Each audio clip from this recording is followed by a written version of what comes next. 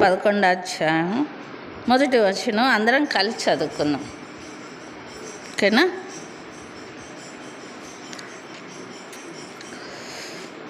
విశ్వాసం అన్నది నిరీక్షింపబడి వాటి యొక్క నిజస్వరూపమును అదృశ్యమైనవి ఉన్నవనటకు రుజువునై ఉన్నది.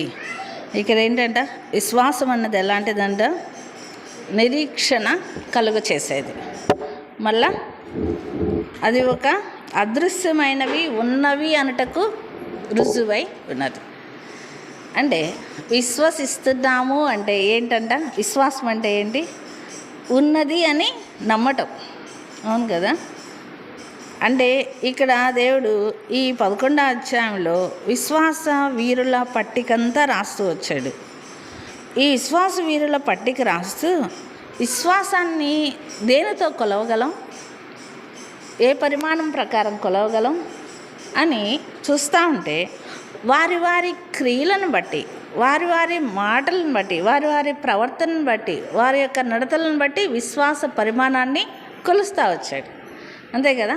అంతేకాని మనం విశ్వాసాన్ని ఏ యొక్క ఈలోక సంబంధమైన తూనిక రాళ్ళతో కానీ, లీటర్లతో కానీ, అవునా, టేపులతో కానీ ఏది మనం కొలవలేం. కానీ విశ్వాసాన్ని కొలవాలి అంటే దేంతో కొలవగలరు? దేవుడు దేంతో కొలుస్తున్నాడు విశ్వాసాన్ని? మన ప్రవర్తన ద్వారా. మనం దేవుని యందు ఎలాంటి విధేయత కలిగి ఉంటున్నామో, ఇందాకన్నా చెప్పినట్టు ఎలాంటి ప్రేమ కలిగి ఉంటున్నామో, ఎలా నడుచుకుంటున్నామో, మన మాటలు, మన చూపులు, మన ప్రార్థనా జీవితం, మనం దేవునితో సహవాసం చేసే ఆ యొక్క అనుభవమే విశ్వాసాన్ని కొలవటానికి దేవుడు ఏర్పాటు చేసుకున్న ఒక హద్దు అన్నమాట. ఇప్పుడు మన విశ్వాసాన్ని దేవుడు పరీక్షిస్తే మనలో ఉన్న విశ్వాసం ఎంతవరకు ఉన్నది అనేది దేవుడు కొలిస్తే దేవుడి దగ్గర మన విశ్వాసం ఎంత ఉంది? దేవుడు ఒక చోట అంటున్నాడు, మీలో ఆవగింజంత విశ్వాసం ఉంటే ఈ కొండను తీసుగా వెళ్తే అవతల పడవేయబడుతుంది అంటున్నాడు. అవును కదా? ఎంత విశ్వాసం అంట? ఆవగింజ అంత విశ్వాసం. స్త్రీలమైన మనకు తెలుసు ఆవగింజ ఎంత ఉంటుంది. ఆవగింజ ఎంత ఉంటుంది? స్త్రీలమైన మనకు తెలుసు. ప్రతి ఉదయం సాయంత్రం మనం వంటల్లో కూరలు వండేటప్పుడు వాడుతూ ఉంటాం కదా. ఎంతది? చిన్నది, చాలా చిన్నది. అవును కదా? అది కింద పోయినా దాన్ని పట్టించుకోం. అవునా? ఒకవేళ వంట చేసేటప్పుడు కింద పోయింది అనుకో, ఏరి వేయాలనుకుంటామా? అనుకో. ఎందుకు? అంత అల్పమైనది, అది చిన్నది అని అలా వదిలేస్తాం. అంత చిన్న విశ్వాసం ఉన్నా కానీ ఎలా ఉండాలంటున్నాడు? ఈ కొండ తీసుకెళ్ళి అవతల వేయాలంటే వెళ్తుంది అంటున్నాడు. అయితే దేవుడు నీలో అంత చిన్న విశ్వాసమైనా ఎలా ఉండాలంటున్నాడంటే సంపూర్ణంగా ఉండాలి. అవును కదా? కొంచెం విశ్వాసమైనా దేవుని మీద ఎలా ఉండాలి? ఆవగింజ చిన్నదే కానీ ఎలా ఉంటుందంట? దానికి సొట్టలు ఉండవంట, వంకర్లు ఉండవు. ఎలా ఉంటుంది అది? ఎలా ఉంటుంది? గుండ్రంగా ఉంటుంది. ఆవగింజ ఎలా ఉంటుంది అక్క? అవును కదా? గుండ్రంగా ఉంటుంది. సొట్టలు అలాంటివి ఉంటాయా? ఏమి ఉండవంట. దానికి వంకర్లు పోయి ఉండవంట. అవి ఎలా ఉంటుందంట? ఆవగింజ గుండ్రంగా. అంటే దేవుడు ఆవగింజతో మన విశ్వాసాన్ని పోల్చాడు అంటే ఎలా ఉండాలంట? మన విశ్వాసము సంపూర్ణంగా ఉండాలి. ఇందాక మనకి వాక్యం చదువుకున్నట్టు పూర్ణ హృదయము, పూర్ణ వివేకము, పూర్ణ శక్తి. అవును కదా? ఇవన్నీ ఎలా చెప్తున్నాడు? పూర్ణ మనస్సు, పూర్ణ హృదయము, పూర్ణ శక్తి. ఇవన్నీ ఈ పూర్ణము అనేది ఎలా ఉండాలి? ఏది మనం హోటల్లో కొనుక్కున్న పూర్ణాలు కాదు. ఎలా ఉండాలి? మన ఆత్మీయ విశ్వాసము అలా పూర్ణమైనదిగా ఉండాలి. అవును కదా? పూర్ణాలు ఎలా ఉంటాయి అనుకుంటాం? బయట గుండ్రంగా ఉంటాయి కదా. అలానే పూర్ణాలు గుండ్రంగా ఉన్నట్టు ఇక్కడ మన విశ్వాసం కూడా ఎలా ఉండాలి? గుండ్రంగా ఉండాలి. అంటే పూర్ణంగా ఉండాలి, అంటే సంపూర్ణంగా ఉండాలి. అలాంటి విశ్వాసాన్ని దేవుడు ఇక్కడ చూస్తూ ఉన్నాడు. ఈ దినాన దేవుడు రక్షించబడి ఉన్నామని చెప్పుకుంటున్న మనం, దేవుని ఇంటికి వస్తున్న మనం, మన విశ్వాస యొక్క దేనితో కొలిస్తే మన సహవాసం ఎంతవరకు ఉంది దేవునిలో, మన ప్రార్థనా జీవితం ఎంతవరకు ఉంది, మన వాక్యదానం ఎంతవరకు ఉంది, ఇతరులను పొరుగు వారిని ప్రేమించమని అంటున్నాం కదా, అలా ప్రేమించే యొక్క స్వభావం ఎంతవరకు ఉంది, దానిలోనే మన విశ్వాసం యొక్క పూర్ణత దేవుడు కొలిచేవాడిగా ఉన్నాడు. అందువల్లనే మన విశ్వాసం ఆ పూర్ణత లేనందువల్లే మనం అడిగినవి పొందలేకపోతా ఉన్నాం. దేవుని సన్నిధిలో మనం ఎదురు చూసేవి ఆలస్యమవుతూ ఉన్నాయి. ఒకవేళ మనం యొక్క విశ్వాస యొక్క పరిణితి సరైందిగా ఉండటం లేదేమో. అందుకే దేవుడు ఏమంటా ఉన్నాడంటే ఈ దినాన్ని మనతో మాట్లాడుతూ ఉన్నాడు. చూడండి, కీర్తనలు అంటా ఉన్నాడు. 12:1 వాక్యం ఉందో చూడండి. కీర్తనలు 12:1.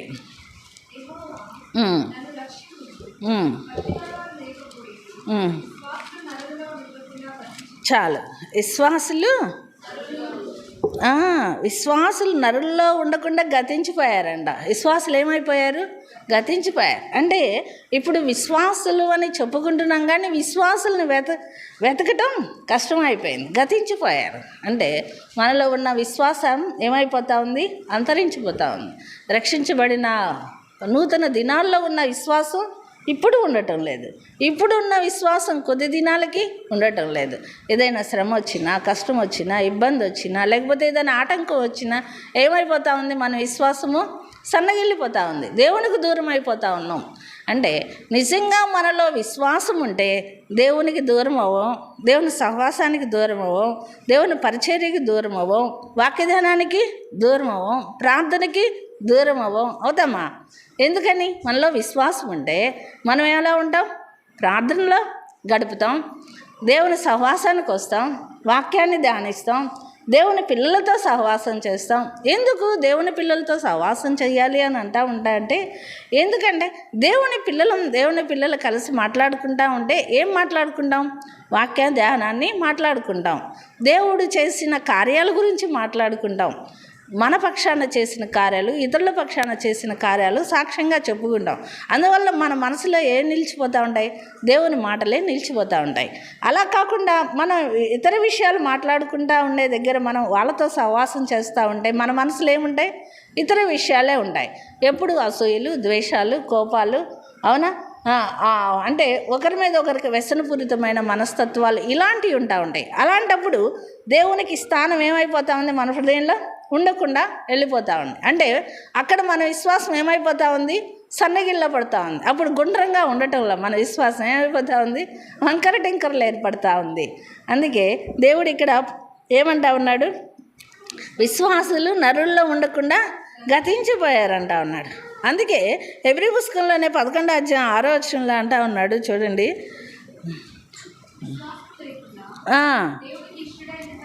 చాలు. విశ్వాసం లేకుండా దేవునికి ఇష్టడై ఉండుట అసాధ్యం. దేవునికి నువ్వు ఇష్టంగా ఉండాలంటే, దేవుడికి నువ్వు ప్రియమైన దానిగా ఉండాలంటే, దేవుడు నిన్ను కుమార్తెగా, ఈమె నా కుమార్తె అని ఎంచుకోవాలి అంటే ఏముండాలంట? మనలో విశ్వాసం ఉండాలి అని కదా. ఇదిగో ఈయన నా ప్రియ కుమారుడు అని చెప్పినట్టు ఈయన నా ప్రియ కుమార్తె, ఈమె నా ప్రియ కుమార్తె, నేను ఏర్పాటు చేసుకున్న కుమార్తె అని చెప్పాలంటే ఏముండాలి? మనలో ఏముండాలి? విశ్వాసం ఉండాలి. విశ్వాసం లేకుండా ఎవరికి ఇష్టలం కామంట? దేవుని ఇంటికి వస్తుంటే, దేవుని ఇంటికి వచ్చి పోతా ఉంటే మనలో విశ్వాసం లేకపోతే దేవునికి ఇష్టమా అది? అంటే ఏం చూస్తున్నాడు దేవుడు? మనల్ని ఇష్టపడాలంటే ఏం చూస్తున్నాడు? మనలో విశ్వాసాన్ని చూస్తున్నాడు. వీళ్ళు ఎంతవరకు నా మీద నమ్మకం ఉంచుతున్నారు, నా మీద ఎంత విశ్వాసం ఉంచుతున్నారు?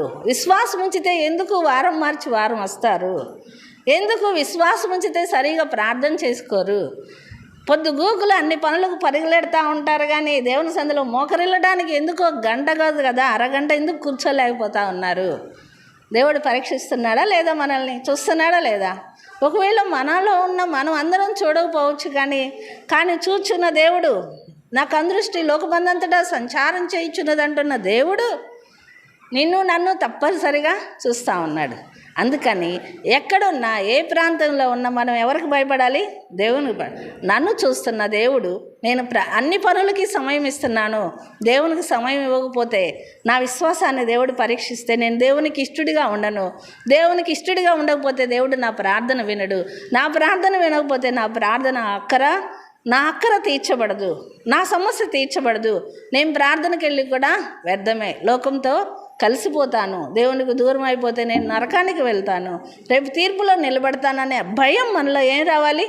భయం రావాలి. అవును కదా? దేవునికి దూరం అయితే కలిగే నష్టాలేంటో ముందుగానే మనలో ఏం రావాలి? భయం రావాలి. ఆ భయం అనేది మనలో వస్తేనే మన విశ్వాసాన్ని ఏం చేసుకుంటాం? వృద్ధి చేసుకుంటాం. ఇప్పుడు ఒక చెట్టు ఎలా అంచెలంచెలుగా పెరుగుతూ ఉంటుందో రోజు రోజుకి మన విశ్వాసం కూడా ఏమవ్వాలి? పెరగాలి. ఇంటి ముందు వేసిన ఒక చిన్న చెట్టే దాని చెట్టు కాయ కోసం ఎంతగా ఎదురు చూస్తూ ఉంటామో, ఆ కాయ తింటూ ఎంత సంతోషిస్తూ ఉంటామో, మన విశ్వాసాన్ని బట్టి దేవుడు కూడా సంతోషించే విధంగా ఉండాలి. అంటే ఏంటి? సంవత్సరాలు గడిచే కొంది, దినాలు గడిచే కొంది ఏమవ్వాలి? మన విశ్వాసము వృద్ధిలోకి రావాలి, అభివృద్ధి చెందేవారంగా ఉండాలి. మనలో కూడా ఏం చూడాలి? దేవుడు విశ్వాస ఫలాలు చూసేవారిగా ఉండాలి. అందుకే చూడండి, ఎఫెసీ పుస్తకం 2వ అధ్యాయం చూడండి, ఒక వాక్యం ఉంది. ఎఫెసీ పుస్తకం 2వ అధ్యాయం ఒక వాక్యం ఉంది.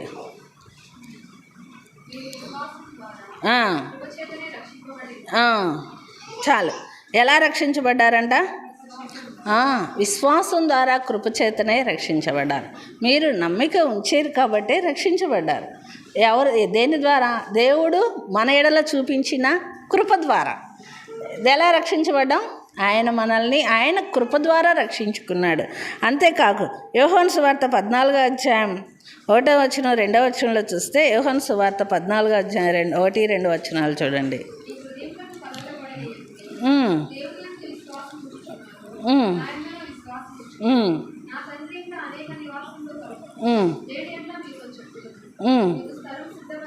చాలు.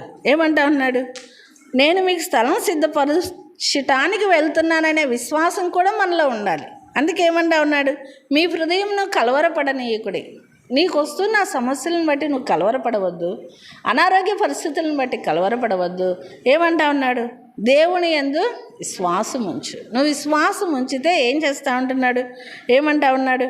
నీకు ఒకవేళ నీ సమస్య పరిష్కరించబడకపోవచ్చని నువ్వు కృంగిపోతావేమో, కానీ నీ సమస్య పరిష్కరించబడతాడు. ఇక్కడ ఈ లోకంలో నీ సమస్య పరిష్కరించబడటమే కాదు, కానీ నీ కొరకు పరలోకంలో ఏం సిద్ధపరుస్తున్నాను? నాతో పాటు నివసించే గొప్ప భాగ్యాన్ని నేను నీకు ఇవ్వటానికి సిద్ధపరుస్తున్నాను అంటున్నాడు. అందుకే ఏం చేయాలి? ముందు మన విశ్వాసం ఉన్నది అంటే మన హృదయంలో ఏముండకూడదు? మన హృదయంలో కలవరం ఉండకూడదు. విశ్వాసం ఉన్నది అంటే ఏముండకూడదు మనలో? మనకెదురయ్యే ఆటంకాలను బట్టి, మనకెదురయ్యే ఇబ్బందులను బట్టి, మనకెదురయ్యే సమస్యలను బట్టి మనం ఏం ఉంచుకోకూడదు? హృదయంలో కలవరం. ఎందుకు? ఆ కలవరం ఏం చేస్తుంది? మనలో విశ్వాసాన్ని తీసేస్తుంది. అందుకని మనలో విశ్వాసం ఉంటే ఏముండకూడదు? మన హృదయంలో కలవరం. ఆ కలవరం ఏం చేస్తుంది? ఆ యొక్క శిష్యులు సముద్రంలో ప్రయాణం చేస్తున్నప్పుడు ఆ తుఫాను రేగినప్పుడు ఏమొచ్చింది? వాళ్ళకి కలవరం వచ్చిందంట. ఎందుకు? ఎక్కడ మునిగిపోతామో, ఎక్కడ చనిపోతామో, ఎక్కడ మా ప్రాణాలు ఇలానే సముద్రంలో చనిపోతాయేమో, మా కుటుంబాలు ఏంటి, మా బిడ్డలు ఏంటని ఆ టైంలో వాళ్ళు ఎంతో కలవరపడ్డారంట. కానీ ప్రక్కనే ఎవరున్నారు? యేసు. ఎందుకు మీ హృదయాలు కలవరపడతారు? ఎందుకు భయపడతారు? ఎందుకు అలాంటి కలవరం మీకనే దేవుడు ఏం చేస్తా ఉన్నాడు? అల్ప విశ్వాసులారా అంటున్నారు. ఏమంటా ఉన్నాడు వాళ్ళని? అంటే ఏంటి? హృదయం కలవరపడితే ఏమున్నట్టు మనలో? అల్ప విశ్వాసం. అంటే ఏంటి? విశ్వాసము లేనట్టే. అందుకని మన హృదయంలో ముందు ఏం తీసేసుకోవాలి? విశ్వాసులు మనం చెప్పుకుంటున్న మనము మన హృదయంలో కలవరము తీసేసుకోవాలి. ఏమో జరుగుతుందనే భయము ఉండకూడదు. ఎందుకు? మనం ఎవరి చేతిలో ఉన్నాం? ఆయన చేతిలో ఉన్నాం. ఆయన ఏం చేస్తాడు? మనల్ని నడిపిస్తేవాడుగా ఉన్నాడు. ఆయన మనకి ఏది అక్కరో అది ఇస్తాడు, ఏ సమయంలో ఇవ్వాలో ఇస్తాడు. అందుకని సంపూర్ణంగా ఆయన మీద ఆధారపడే వారంగా ఉండాలి. అందుకే ఏమంటా ఉన్నాడు? దేవుని యందు విశ్వాసం ఉంచున్నారు, నా యందును విశ్వాసం ఉంచండి, నా యందు విశ్వాసం ఉంచండి అంటా ఉన్నాడు దేవుడు. అలాంటి గొప్ప దేవుడు మనం కలిగినందుకు ఆయన యందు విశ్వాసం ఉంచితే ఏం చూస్తాము? దేవుని మహిమ చూస్తాం. దేవుడు మన ద్వారా మహిమ పొందాలని చూస్తూ ఉన్నాడు. అందుకే ఇంకొక అధ్యాయంలోనే ఉంది, హెబ్రీ పుస్తకంలోనే 10వ అధ్యాయంలో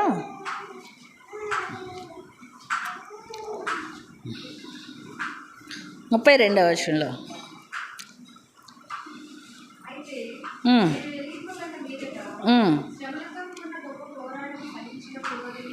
ఉమ్, ఉమ్, ఉమ్, ఉమ్, ఉమ్,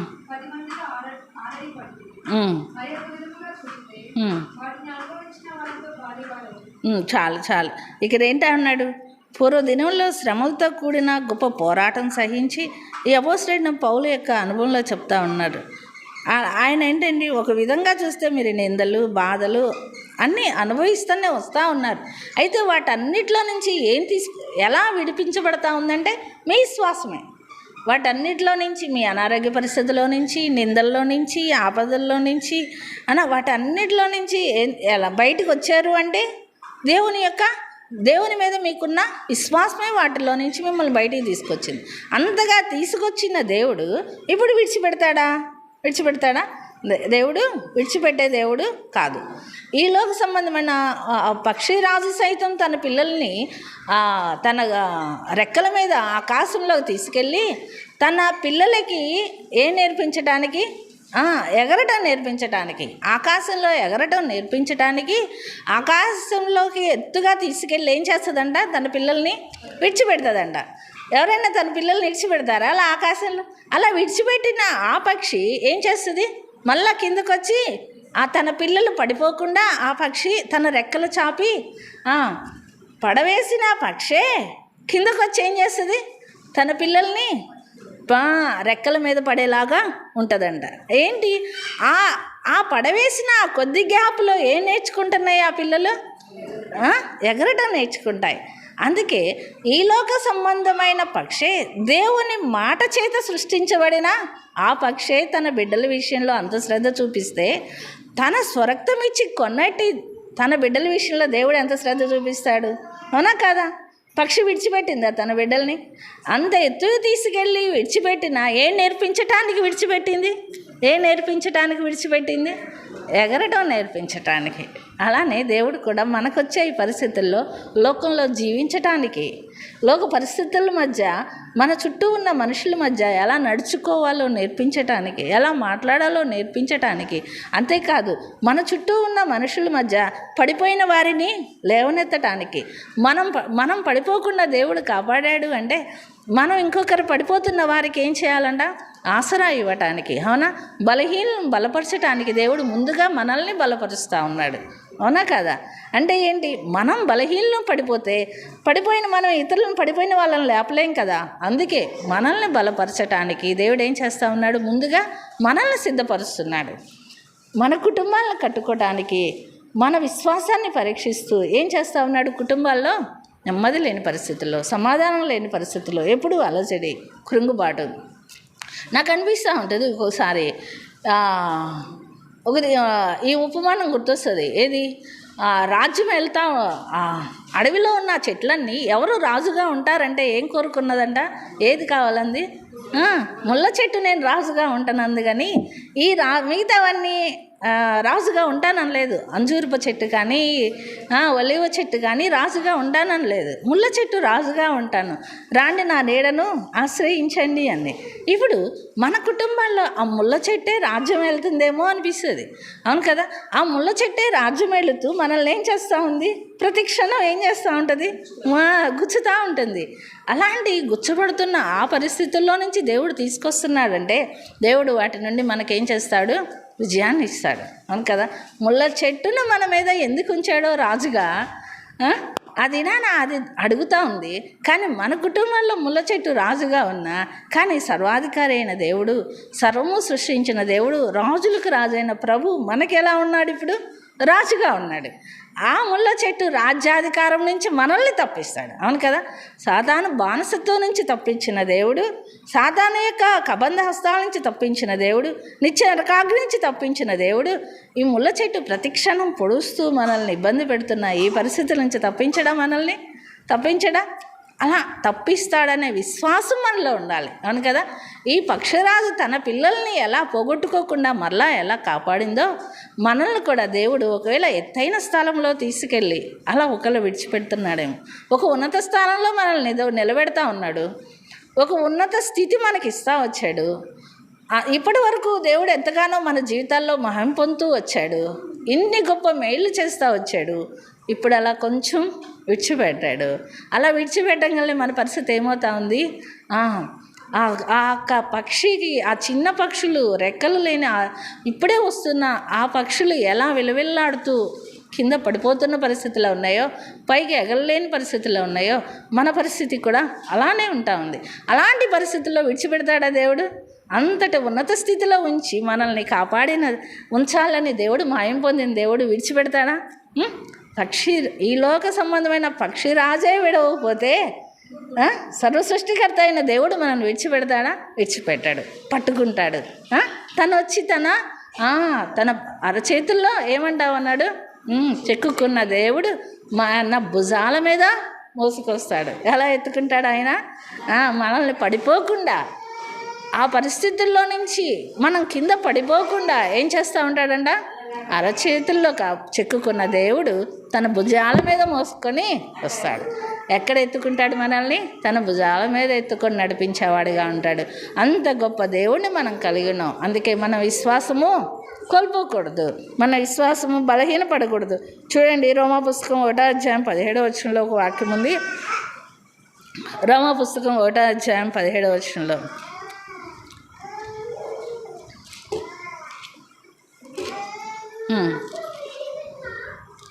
చదువుమా 17.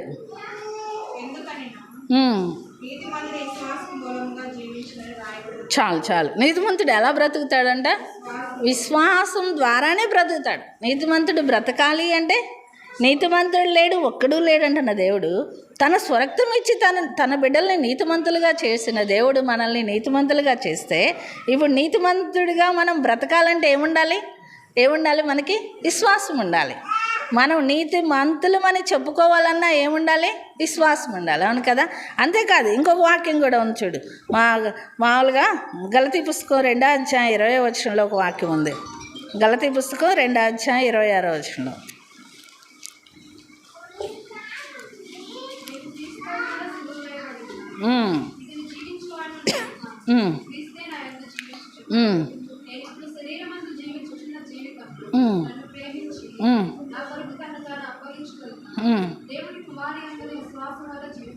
చాలు. ఈ జీవితం ఎవరిదంట? ఈ జీవితం ఎవరిది? ఇప్పుడు దేవుడు మనల్ని ఏర్పాటు చేసుకునంటే ఈ జీవితం ఎవరి కొరకు జీవించాలనుకుంటున్నాం? దేవుని కొరకు జీవించాలనుకుంటున్నాం. మన భర్తల కోసం, పిల్లల కోసం, కుటుంబం కోసం కాదు. మన ప్రయాస దేనికోసం? ముందు ఏమంటున్నాడు? నా నీతిని, నా రాజ్యమును మొదట వెతకండి, తర్వాత మిగతావన్నీ నేను ఇస్తానంటున్నాను. ముందు మనం దాని మీద దృష్టి ఉంచితే మిగతావన్నీ దేవుడు చక్కపరుచుకుంటూ వస్తాడు. ఆయనే చూసుకుంటాడు. సమస్తం ఆయన ఆధీనంలో ఉంది. ఆయన మాట మాత్రం సెలవిస్తే చాలు. మన చుట్టూ ఉన్నవి ఏవైనా సరే మాట మాత్రం సెలవిస్తే చాలు.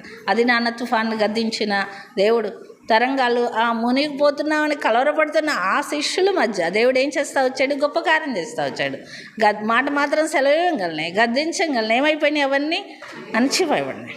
మన జీవితంలో కూడా, మనకు ఎదురయ్యే పరిస్థితుల్లో కూడా ప్రతి ఒక్కటి ఏం చేస్తూ ఉంటాడు? మాట మాత్రం సెలవిస్తే చాలు. ఆ మాట కోసం మనం ఎదురు చూద్దాం. ఎలా? విశ్వాసంతో, ఎలా? నిరీక్షణతో. అందుకే జీవించినది నేను కాదు, దేవుని కుమారుని యందలి విశ్వాసం ద్వారానే జీవిస్తున్నా అంటున్నాడు. మన జీవం ఎలా ఉండాలి? దేవుని మీదే ఆధారపడాలి, విశ్వాసంతో నిండిందై ఉండాలి. 2 కొరింథీ 5:6లో కూడా ఒక వాక్యం ఉంది చూడండి. 2 కొరింథీ 5:6లో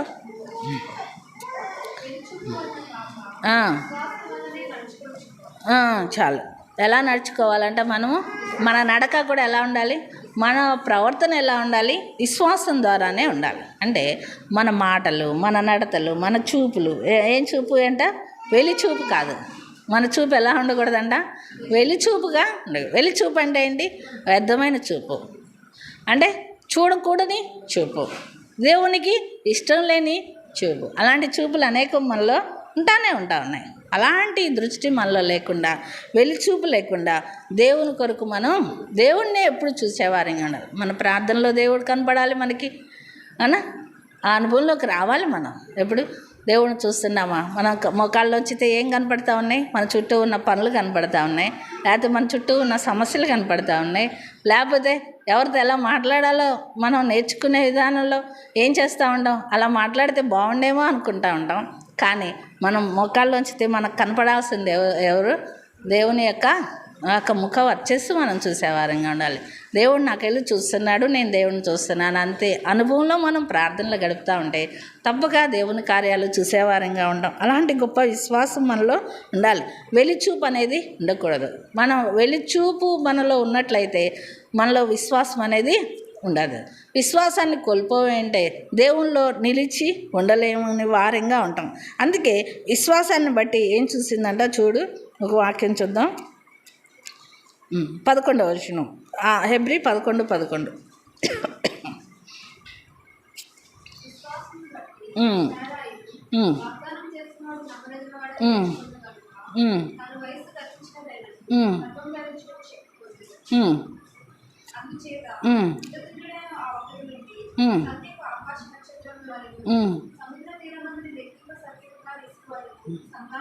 చాలు ఇది విశ్వాసాన్ని బట్టి ఏమైంది ఆమె జీవితం విశ్వాసాన్ని బట్టి ఏమైంది ఆమె మృతతుల్యమైన ఆమె జీవితం మృతతుల్యమైందంట. ఆమె గర్భం ఏమైపోయింది?